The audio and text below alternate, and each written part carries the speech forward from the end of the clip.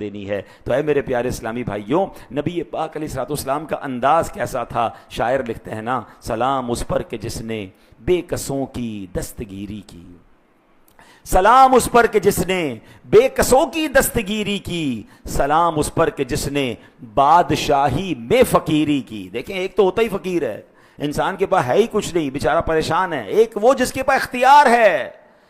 سلام اس پر کہ جس نے بادشاہی میں فقیری کی، سلام اس پر کہ جس کے گھر میں چاندی تھی نہ سونا تھا، سلام اس پر کہ جس کے سادہ بوریا جس کا بچھونا تھا۔ نبی پاک علیہ الصلوۃ والسلام کا جو یہ نصیحت بھرا پھول ہے نا، کہ حضرت عمر سے کیا فرمایا، اے عمر کیا تم اس پر راضی نہیں کہ کافروں کے لیے دنیا اور ہمارے لیے آخرت ہے؟ اے میرے پیارے اسلامی بھائیو، قرآن ہماری اس بارے میں کیا رہنمائی فرماتا ہے؟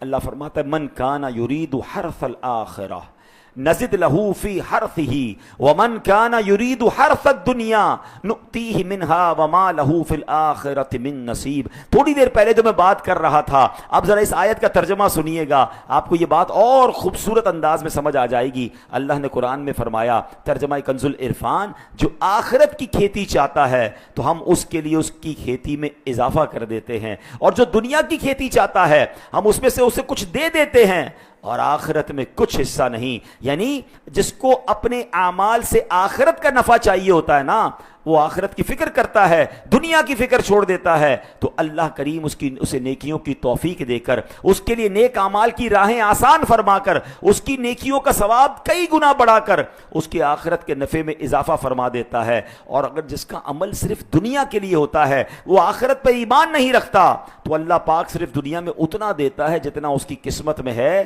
اور آخرت میں اس کا کچھ حصہ نہیں ہوتا، زیرو۔ اب ہم غور کر لیں، دیکھیں ایک بڑی عجیب سی بات ہے، ہم شاید فوکس چینج کر بیٹھے ہیں۔ اللہ کریم نے ہم سب سے رزق کا وعدہ فرمایا ہے، مغفرت کا وعدہ نہیں فرمایا۔ تو بتاؤ نا، فکر کس کی ہونی چاہیے؟ مغفرت کی فکر ہونی چاہیے نا، اللہ کو راضی کرنے کی فکر ہونی چاہیے، جنت میں جانے کی تو کوشش ہونی چاہیے۔ جس چیز کا وعدہ نہیں ہے اس کی ٹینشن کسی کو نہیں ہے، جس چیز کا وعدہ ہے، اے بندو تمہیں رزق مل کر رہے گا، اس کی صبح و شام ٹینشن ہے۔ بالکل کام کرنا چاہیے مگر ٹینشن نہیں، اللہ پر بھروسہ۔ وہ ایک جملہ ہے نا، جو میرے نصیب میں ہے وہ مجھ سے کوئی چھین نہیں سکتا، اور جو میرے نصیب میں نہیں وہ مجھے کوئی دے نہیں سکتا۔ یہ بات ہمیشہ یقین رکھیں، دانے دانے پہ لکھا ہے کھانے والے کا نام، مجھے میرا مقدر مل کے رہے گا۔ میں اس کے لیے ٹینشن میں رہ کر نمازیں چھوڑ دوں، میں اس کی ٹینشن میں حرام کی طرف چلا جاؤں، میں اس کی ٹینشن میں آخرت کو یکسر بھول جاؤں، تو پھر مجھ سے بڑا بے وقوف کون ہے کہ دنیا میں بھی ٹینشن اور پھر آخرت